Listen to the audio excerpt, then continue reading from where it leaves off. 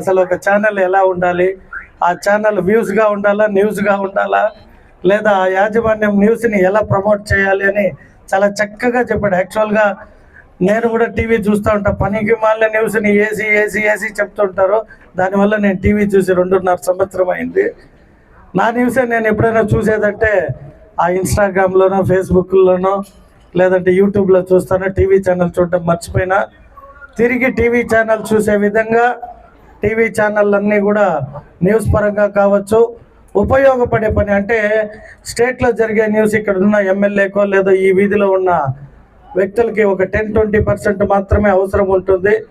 80% లోకల్లో ఎక్కడ ఏ అవసరాలు అనేది కూడా ఆ లోకల్ ఛానల్స్ ఎమ్మెల్యే గారికి కావచ్చు, మేయర్ గారికి కావచ్చు, లేదా చుడా చైర్మన్ గారికి కావచ్చు, లేదా ఈ విధంగా ఎప్పుడైతే ఇన్ఛార్జి మంత్రులు జిల్లా పర్యటనకు వస్తారో అప్పుడు వారి దృష్టిలో పెట్టగలిగితే అట్లీస్ట్ అసెంబ్లీకి పోయినప్పుడు మేము వాటిపైన పోరాడి మా చిత్తూరు నియోజకవర్గంలో ప్రజలకు ఎక్కడ ఏం కావాలి, ఏ సందులో లైట్ లేదు, ఏ సందులో కాలువలు లేదు, రోడ్లు లేదు, లేదా హాస్పిటల్లో ఏం ప్రాబ్లమ్స్ ఉన్నాయి, లేదా ప్రభుత్వ అధికారుల దగ్గరికి పోయినప్పుడు ఏ రకమైన స్పందనలో ఉండారు అనేదంతా కూడా మీడియా ఎప్పుడైతే యాక్టివ్గా ఉంటుందో అప్పుడు మా దృష్టిలో కూడా వస్తాయి. కాబట్టి వాటిని మేము ఇమీడియట్గా చూసేవాళ్ళం. ఒకప్పుడు ఈనాడులో ఒక వార్త వచ్చిందంటే అది 100% నిజమని నమ్మేవాళ్ళం. సాక్షి కూడా వచ్చింది ఒక పేపరు, అది ఒక పార్టీకి సంబంధించి పొద్దున్నలే సాయంకాలం దాకా టీవీల్లో వారి గురించే, ఇంకా వారు ఏది చేసినా అది రైట్ అని చెప్పుకుంటూ ఉంటుంది.